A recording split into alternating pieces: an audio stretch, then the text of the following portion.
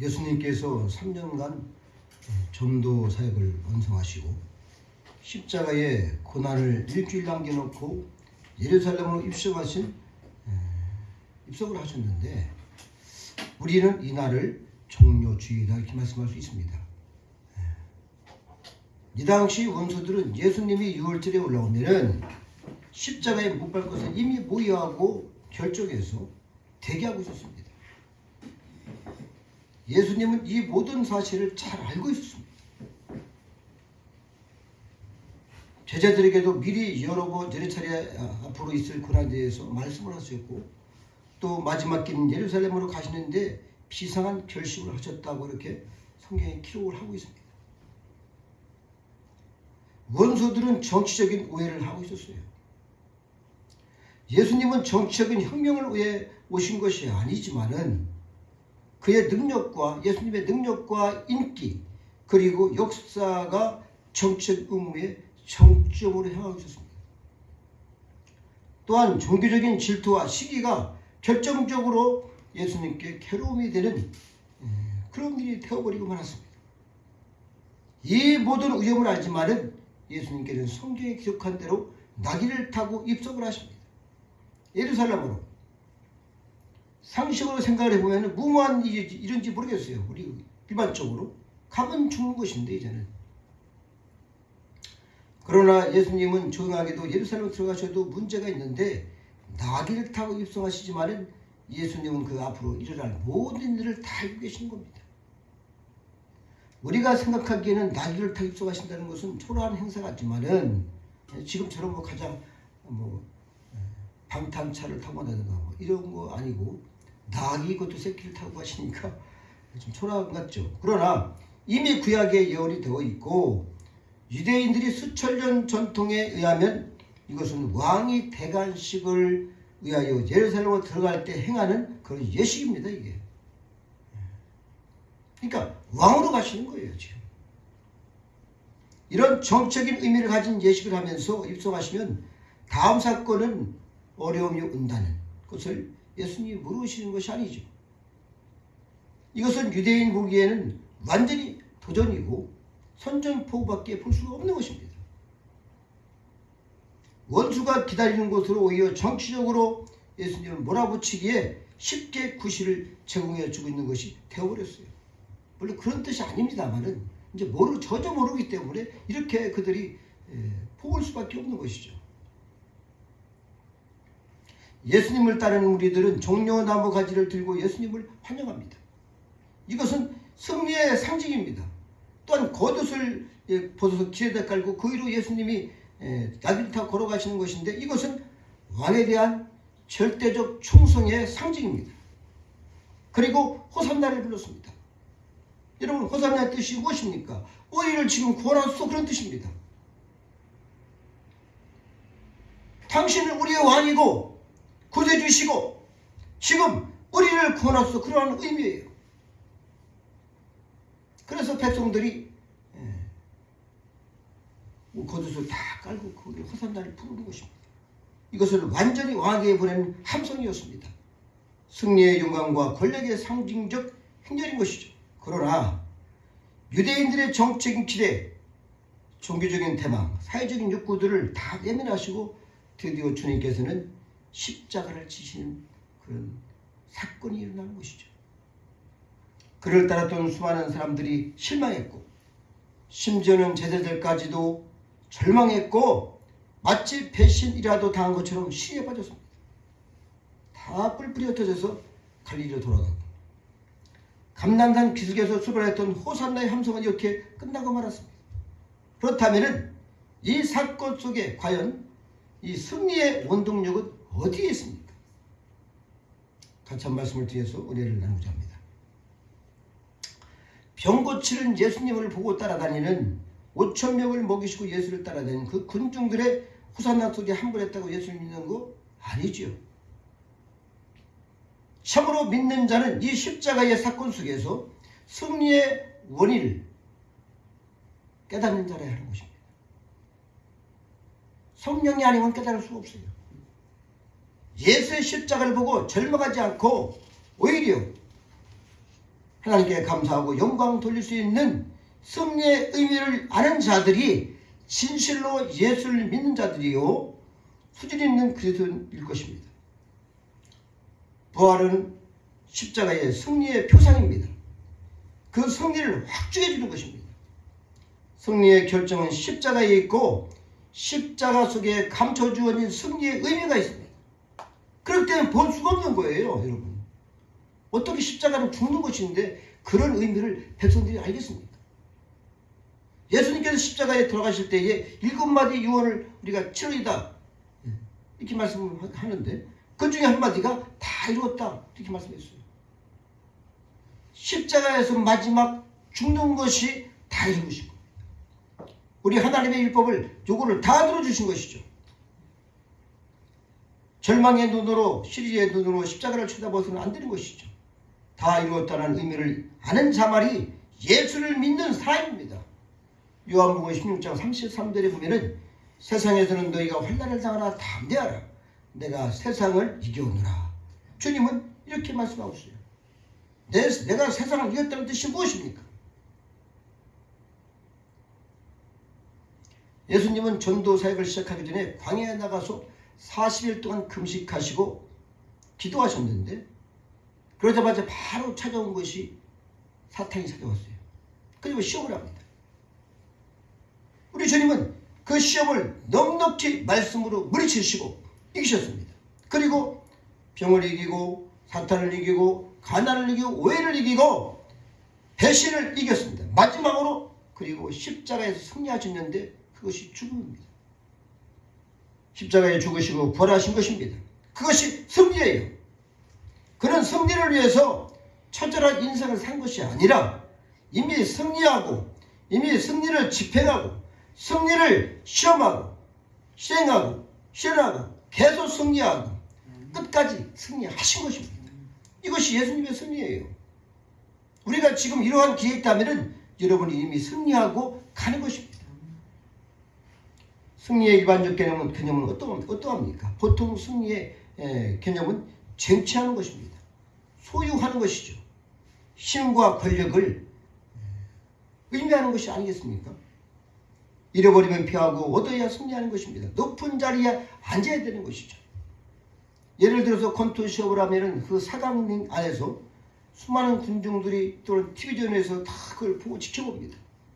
여러분은 기억이 혹시 나는지 모르겠어요. 예전에 우리나라에 홍수환 선수라고 있었어요. 세계 권투 시합에 나갔는데 이기면은 챔피언이 되는 것인데 4번을 쓰러졌습니다. KO를 4번을 넘어졌다가 다시 5번째 일어나서 KO를 했어요. 이것도. 그래서 온 국민이 난리가 났습니다. 이것이 사전업이다 그래요. 저도 그것을 제가 아직도 생각이 나요. 4번을 쓰러지고서 5번째 일어나서 KO를 시키는 게 있어요. 그러니까 막 온통 난리가 났죠. 이런 승리가 진정 승리입니까? 물론 대단한 것이죠. 그게 그 사람 인생에 대해서는 대단한 것입니다. 그러나 누군가가 내 앞에서 무릎을 꿇고 죽어가야 내가 승리할 수 있겠습니까? 이런 것이 승리하면은 승리는 잔인한 것입니다. 차라리 남에게 KO승을 주고 내가 패배를 당하는 쪽이 나을까 저는 생각을 한번 해봤습니다. 정말 이 사강링이 이 세상의 축수팔이라고 저는 생각을 해봤습니다. 이 세상의 축수팔이 그 사강링이다. 반드시 내가 넘어뜨려야 이런 것이죠. 그러면 패자 없는 승리는 없는 것일까? 우리가 생각을 해봐야 됩니다. 원수를 죽이는 것이나 원수를 살리고 원수를 사랑하고 함께 영광을 누리고 나눠줄 수 있는 그런 승리가 무엇이겠습니까? 성경에서 우리가 발견할 수가 있는 것이죠. 사도 바울은 처음에는 예수님의 원수였습니다. 예수를 믿는 사람들을 잡아다가 가장 충실한 스데반 집사를 돌로 쳐 죽이는데 앞장서는 사람이 사도 바울이에요. 예수 믿는 자를 핍박하기 위해서 다메섹까지 말을 타고 쫓아가 공문서 가지고 달려갔다가 예수님 만나고 그 앞에 꼬꾸러졌어요. 꼬꾸러지기 전까지는 원수입니다. 그러나 예수님께서 그를 사랑하시고 용서하시고 마침내 제자까지 삼으시는 하나님의 엄청난 은혜를 부어주셨어요. 이방인의 대사도가 된 것입니다. 이 큰 선 앞에 사도 바울은 모든 일생을 다 버리고 오직 예수를 위해서 죽기까지 생을 바치고 마지막 순교까지 하고 우리한테 이러한 귀한 복음을 우리가 들을 수 있도록 그 사명을 다 하신 것입니다. 이제 승리가 무엇인지 다시 한번 생각을 해보겠습니다. 원수를 사랑하고 원수를 구원하고 원수와 함께 누릴 수 있는 영원한 절대적인 승리를 생각해 보자는 것입니다. 예수 그리스도의 승리는 절대적인 것이요 영원한 것이요 또한 지속적인 것이고 영속적인 것이고 구원적이요 거기에 생명이 있는 것입니다. 영원한 생명이 있는 것이죠. 예수의 승리의 절정은 바로 십자가에 있습니다. 십자가로 승리하셨고 십자가 안에 승리의 놀라운 승리가 있고 십자가에 승리의 신비가 감추어 있던 것입니다. 그것을 사탄은 몰랐죠. 우리는 일생 동안 생각해야 할 무궁무진한 신비가 이 속에 있다는 것입니다. 정의와 사랑이 진정한 승리입니다. 죽음을 이기는 힘이 이것뿐이고 죽음을 생명의 밑거름으로 하고 죽음의 사자를 생명의 시적으로 부리는 자만이 진정한 승리를 가진 분이시죠. 오직 예수님밖에 없습니다. 죽음을 이기시는 삶, 죽음을 넘어서는 정의, 영원한 영광, 이것이 참된 승리일 것입니다. 예수의 십자가 사건은 추상적인 것이 아닙니다. 확실한 역사적인 사건입니다. 이 승리의 사건은 오늘도 그 열매로 우리가 오늘도 이렇게 살아가고 있는 것입니다. 여러분 여기서 우리가 꼭 기억할 것은 이 승리의 사건 이전에 본문에서 보니까 겟세마네에서 승리가 있었다는 것을 잊어버려서는 안 됩니다. 예수님께서 3년 동안 전도 사역을 하시기 이전에 광야에서 더불어 싸워서 이기셨습니다. 그리고 예수님이 계속해서 3년 동안 복음을 전하셨는데 십자가의 승리 이전에 겟세마네 동산에서 밤새도록 피가 땀이 되도록 흘리시면서 기도를 하셨다는 것입니다. 여기에서 승리를 하셨고 이 승리의 결과로 십자가에서 성전관을 부르시는 겁니다. 우리는 이 신비로운 의미를 알아야 합니다. 겟세마네 승리 속에는 승리가 의미가 있습니다만은 이 승리의 신비, 승리의 비결이 있는 것인데 바로 예수님은 기도로 승리하셨습니다. 여러분 우리가 기도에 붙이지 않았습니까? 기도는 편하는 것이 아닙니다. 최고의 싸움이죠. 사탄하고. 기도 안에 고민이 있고 기도 안에는 비밀인데 나는 정말 영적인 싸움이 있는 것이죠. 이것을 싸움으로 이긴 자만이 승리가 무엇인지를 아는 것입니다. 기도로 승리하시기 바랍니다. 그래서 우리가 철저히 회개하는 겁니다. 우리는 기도해야 합니다. 베드로는 예수님께서 기도하라고 여러 번 말씀하시는데도 잠을 잤습니다. 도저히 견딜 수 없어요. 잠이 쏘아진 거예요. 그는 주님을 위해 칼을 휘둘렀고 장담도 했고 또한 맹세도 했지만 예수를 모른다고 하는 정말 배반하는 그런 사건을 당사자입니다. 베드로가. 바로 이유는 무엇이겠어요? 기도하지 못했기 때문인 것입니다. 기도에 실패하면 그렇게 배신자가 되는 거예요. 기도하지 않는 용기는 만능이고 기도하지 않는 그러한 이 자가 휘두르는 칼은 횡포입니다. 자기의 싸움에 승리하지 못한 자는 더 이상 얘기할 필요도 없어요. 소유는 승리가 아니고 권자가 승리도 아닙니다. 우리가 지금 이 땅에서 보면은 자기가 소유해야 되고 누려야 되고 권자에 올라가야 되고 그래서 거짓하고 사기치고 다 하고 있죠. 이것은 승리가 아닌 거예요. 이건 사기죠 완전히. 이건. 하나님과의 관계에 먼저 승리가 있어야 할 것입니다. 야고보서 4장 2절 3절에 보면은 너희가 얻지 못하면은 구하지 아니하며 구하여 잘못 받지 못한 것은 정욕으로 쓰려고 잘못 구함이라 기록이 되어 있습니다. 기도에는 무서운 시험이 있습니다. 우리가 이것을 이기고 깨워서 기도를 해야 되는 것이죠. 기도하는데 시험이 안 옵니까 여러분? 기도 못하게 하는 시험, 기도하는데 잠이 쏟아지고 내가 일이 생기고 생각이 나고 기도를 막는 여러 가지 죄악들, 이것이 악한 것인데 마귀적인 것이, 이것을 우리가 막힌 것을 완전히 뚫어버린 것이 바로 회개입니다. 회개로 시험을 이겨 우리가 반드시 승리할 수 있습니다. 여러분이 바로 이 사실을 우리가 깊이 알아야 되는 것이죠. 여러분, 만일 우리가 하나님 뜻과 내 뜻이 부딪혔을 때 어찌 하시겠습니까? 하나님 뜻은 A고 내 뜻은 B인데 우리가 어떻게 할 거예요? 추상적인 의미에서는 사랑이다, 선이다, 진리다, 정의다 할 때는 별 문제가 없지만은 구체적인 나의 사건일 때는 어떻게 해야 됩니까? 나의 생각은 B길이 옳은데 주님은 A인 것이고 예수님은 십자가를 받아들인 것을 결정했습니다. 이것 자체를 주저한 것은 아닙니다. 그러나 내일 아침에 그렇게 죽고 가는 것이 진정 하나님의 뜻인가에 대해서 기도하셨습니다. 그리고 말씀대로 나의 뜻대로 마옵시고 아버지의 원대로 하옵소서 라고 결정하는, 자신을 깨끗하게 바치고 절대 순종 복종하는, 여기에 바로 승리의 신비가 있는 것입니다. 여러분, 자기를 이롭다는 것, 자기의 의, 자기 교만, 이기심, 자기 지혜 등 자기를 중심으로 하고자 하는 모든 것들은 완전히 죽어져야 하는 것이죠. 가장 위대한 능력은 자기를 십자가에 못 박는 사람입니다. 이게 보통 힘든 게 아니죠. 하나님의 뜻 앞에 자기를 완전히 바치는 자보다 더 위대한 사람은 없는 것입니다. 진정한 승리가 여기에 있고 능력도 여기에 있고 지혜도 여기에 있습니다.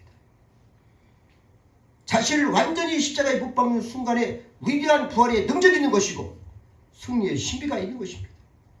우리 일생의 문제 앞에 다시 한번 사건 앞에 기도하시오. 하나님의 뜻 앞에 모든 것을 십자가에 못 박는 승리하는 인생들이 되시기를 바랍니다.